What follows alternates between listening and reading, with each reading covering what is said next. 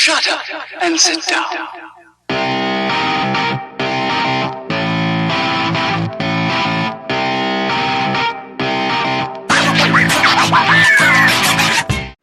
Mount Gambier is an agricultural regional centre that is roughly equal distance between Adelaide and Melbourne along the coastal tourist route. It's South Australia's second largest city behind Adelaide and is very similar to many other agricultural towns such as Emerald in Queensland. At the heart of the city is an extended central business district that's surrounded by an urban population that's enclosed by rural properties and smaller agrarian satellite communities. The locals have the same love affair for the historic colonial sandstone buildings as the Adelaideans, as there are many homes around here with the same sandstone fascia that are noticed in Adelaide. The summit that gave Mount Gambier its name is not a true mountain range, but was created by the combination of several volcanic craters.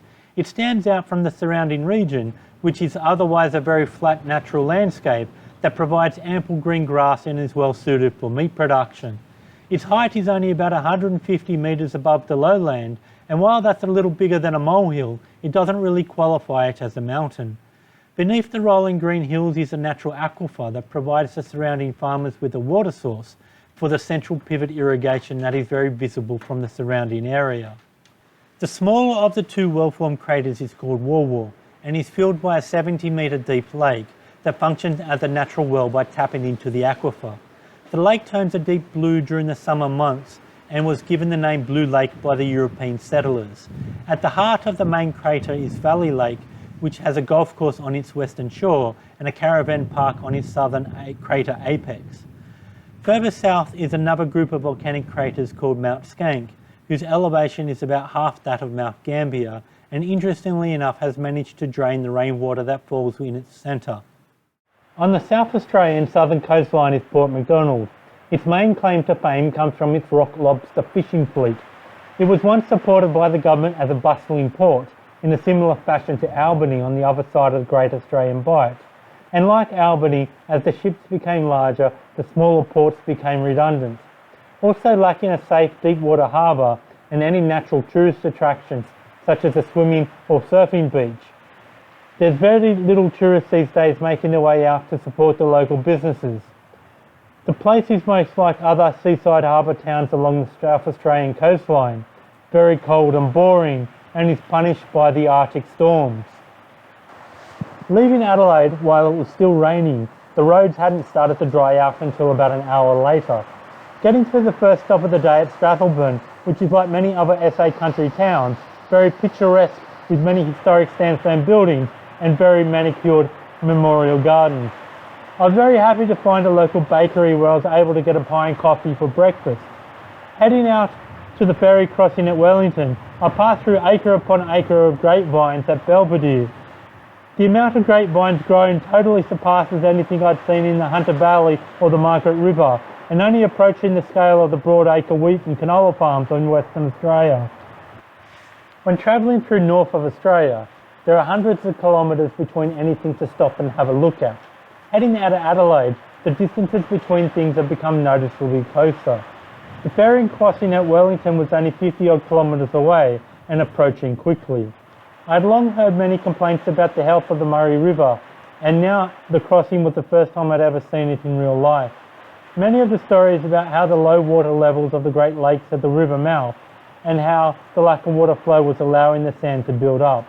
But now, after 3 years of above average rainfall, I was able to see the lake full to the brim and found the ferry crossing line more interesting distraction than the main highway and bridge further upstream. Heading south along a strong headwind, I was chewing fuel about 20% greater than normal. The expected petrol stop at Kingston South East was now going to be about 20 kilometres too far. Lucky I had mobile connection data and I was able to realise that I was heading into a 150 kilometre no fuel zone along the Princess Highway after Magee. When riding through Western Australia, there was constant next fuel signs to let me know if I was going to make it to the other side. So far this side of the Nullarbor, I was really missing those signs. I passed the up-denked Pink Lake, which was now more brown than pink, with all the fresh rainwater. Heading south along the nearly 100 kilometre long Coorong, the repetitive scenery gave me a sense of deja vu. I managed to find another bakery at Kingston that was still open after lunchtime and got yet another pie and coffee. Kingston is another lobster fishing / holiday town that has a long foreshore and a jetty that gets you over the seaweed. Moving on after lunch, I managed to make my way past Road and then through Millicent. I ran into numerous pine forest plantations. Passing through this section of South Australia, I found very little native vegetation, just a lot of cows, sheep, grape and pine trees.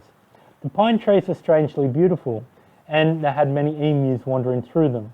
I wanted to stop for a closer look, but there were many signs warning me of tree lopping machinery and falling branches. Being only a few weeks off the summer Solaris, I arrived at my accommodation late, but with many hours of daylight to spare. Staying in a deceased estate, where it looks like the house had been rented out on Airbnb while still in probate.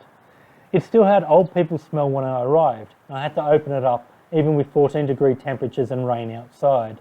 Otherwise, it still had all the kitchen utensils and personal keepsakes, such as books and paintings, that you would expect to find in any old Irish woman's home. I don't think it had been that long ago since she must have passed on, and it really made me feel like I just walked in and invaded somebody's personal space. The bike is performing well, although the rear tyre keeps getting squarer. I have about half a can of WD-40 remaining, and I'll dump it onto the new chain so I'll get rid of it. It's hard to believe that we're only weeks away from summer and I'm still in full wet weather winter gear. I don't know if Tasmania is going to get any better, but I'm quite grateful that I bought the new rain gear while in Adelaide, as I think I'm going to be wearing it all the way back to New South Wales. Yay! After lugging the satellite dish on the back of a motorcycle for the better part of 20,000 kilometres, I'm thankful that I didn't break it, as it's finally now being useful. There's no Wi-Fi to the house, and the host hasn't managed to steal the neighbour's Wi-Fi password. Vodafone has patchy connection all the way from Adelaide, but the bandwidth is only marginally better than dial-up. After all those weeks of crossing the top end with difficult connectivity, Starlink has now full national coverage. I'm thinking that Tasmania might still give me a bit of internet connection issues, but now I can look people straight in the eye and claim that the dish wasn't a total waste.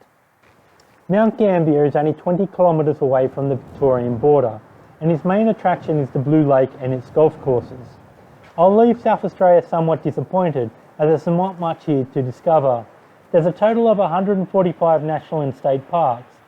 Almost all the hiking trails that I found were only a few kilometres long, and I couldn't find any regional walks like the 250 kilometre long Great Northern Walk between Sydney and Newcastle.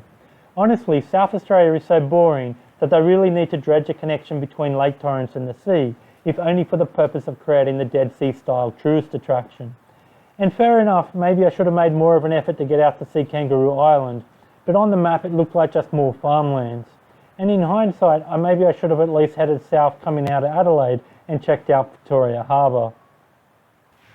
Over the past week, I did appreciate having at least one day without rain, and I took the opportunity to watch the sunset from Century Tower.